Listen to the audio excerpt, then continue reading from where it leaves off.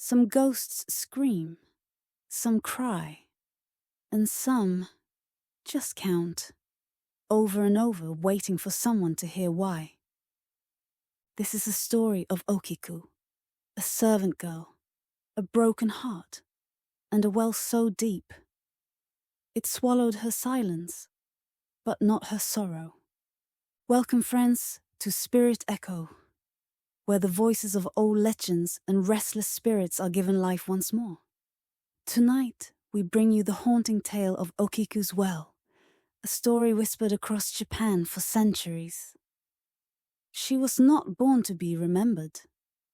Not a princess, not a noble, just Okiku, a girl of ink-dark hair and quiet hands. A servant at Himeji Castle, where floors gleamed like mirrors, but the hearts of men rotted behind silk screens.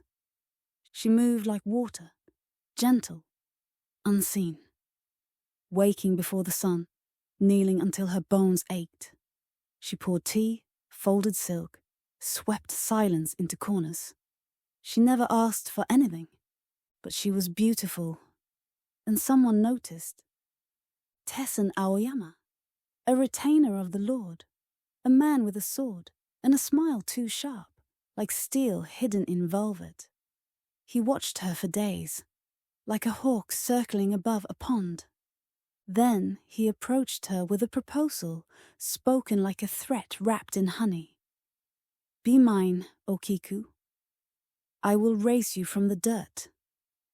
She bowed and said softly, I belong to no one. The words fell between them like a stone in water, rippling out, disturbing everything. His smile faltered. No servant had ever refused him. In his eyes, women were possessions, ornaments to be displayed, bodies to be owned. Her refusal cut him deeper than any blade. And men like Tessen do not forgive. In the great hall of Himeji Castle, there was a gift from the west. 10 porcelain plates, glazed with cobalt blue, so fine they seemed carved from moonlight. They were treasures, priceless, counted each day with a devotion bordering on worship. One day, one was gone. Okiku was summoned, her knees pressing into the cold tatami as Tessen Aoyama's voice rang out like steel striking stone. One is missing. It was your duty. His words were not accusation. They were sentence. Okiku's chest tightened. Her hands shook as she reached for the stack of porcelain. The sound of them clinking was louder than thunder in her ears.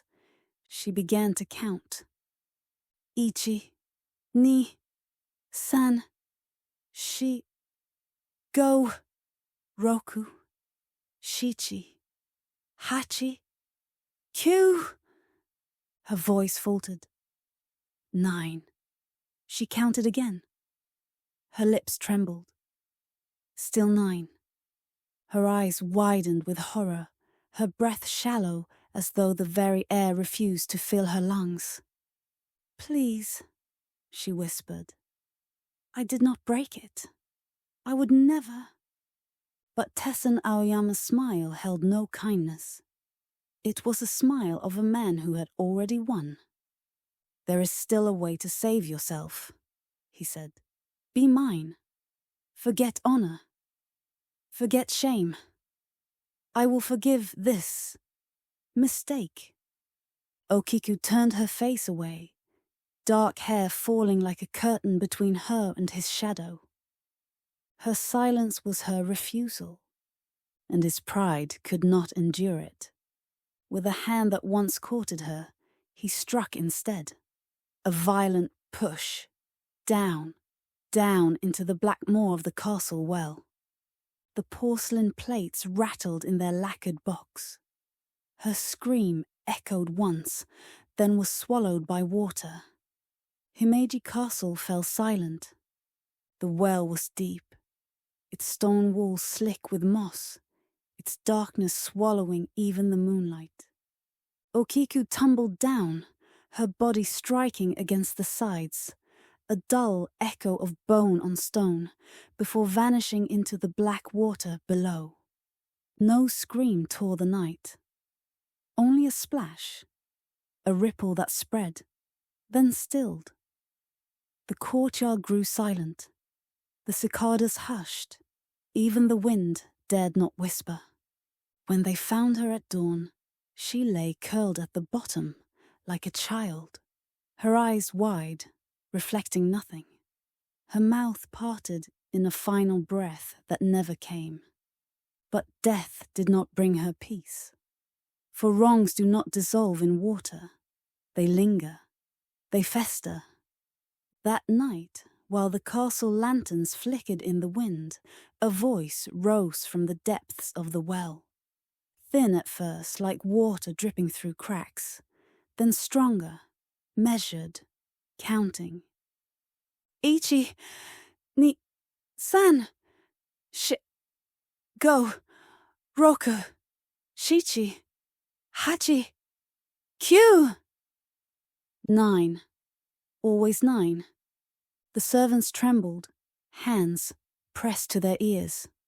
But the counting slipped through doors, through walls, through dreams. And when Aoyama woke to the sound, his skin slick with cold sweat, he knew. The ghost of Okiku had not forgiven. That night, a guard patrolled the courtyard. The moon was pale, hidden by drifting clouds. He paused by the well and froze. A sound rose from the depths, soft, ragged, echoing against the wet stone. Ichi, ni, san,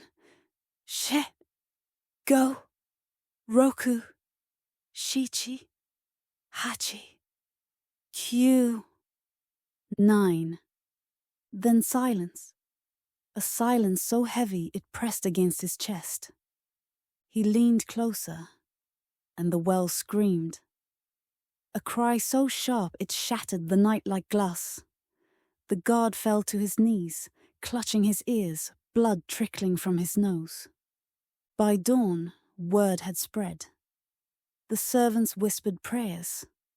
The priests sealed the well with wooden planks, tied charms across its mouth. But the counting returned. Each night without fail.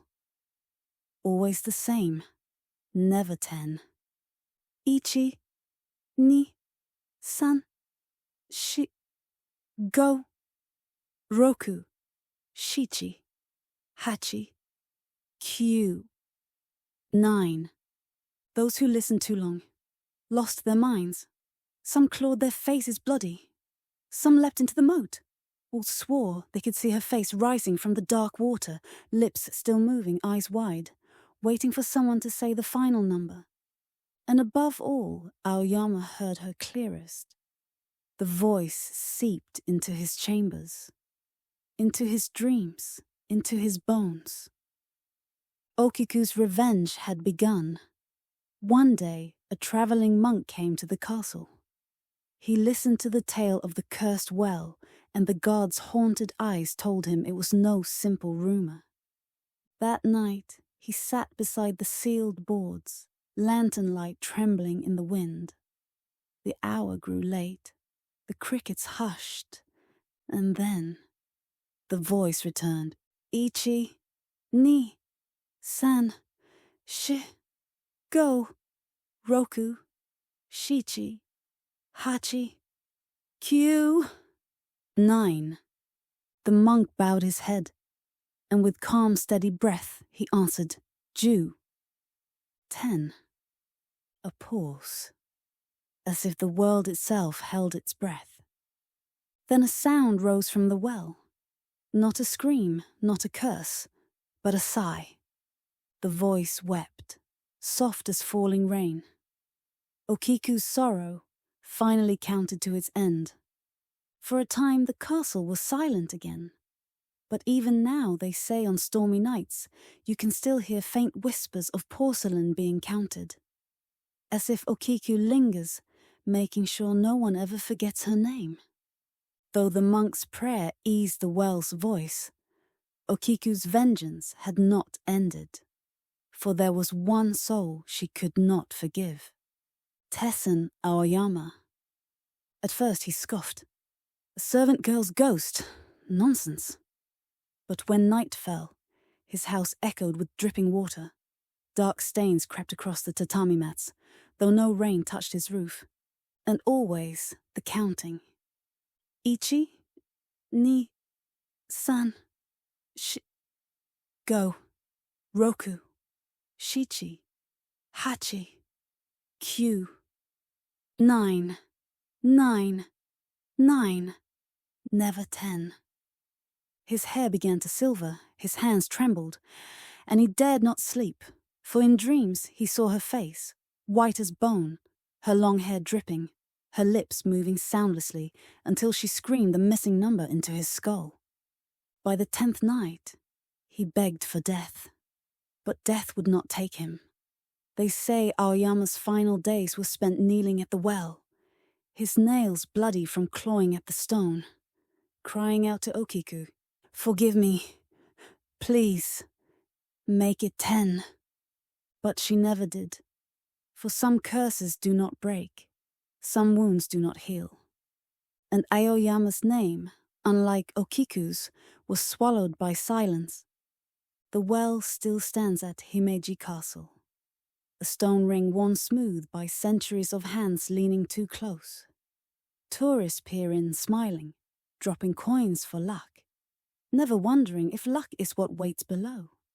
Children giggle at the echo of their voices, but the locals never linger long. They know the truth. On certain nights, when mist clings to the ground like a second skin, when the moon hides behind clouds and the wind carries no sound but your own breath, the counting begins. Ichi, ni, san, shi, go, roku, shichi, hachi, kyu. 9, never 10. And if you listen too closely, leaning over that dark mouth of stone, you may carry her voice home with you, whispering, waiting, until one day you find yourself counting along. She counted to 9 and never reached 10. This was the story of Okiku, the servant girl forgotten by power but remembered by sorrow. The girl who fell into silence and rose again with a voice that refuses to be ignored. Her whisper is not only a curse, but a reminder that the voiceless are never truly gone, and that injustice always leaves echoes. And now, she counts still, waiting, listening, for someone brave enough to hear her. Thank you, dear friends, for joining us in the shadows tonight. Every new brave soul who has subscribed to SpiritEcho is part of this family. Seekers of whispers, wanderers of haunted roads, and listeners of the stories the world tries to forget. And to you, the viewer who stayed until the end, your courage is felt. Your presence keeps these stories alive. May the echoes follow you only here, in stories and not in your dreams. Until next time, stay curious, stay brave, and listen closely for the voices that count in the dark.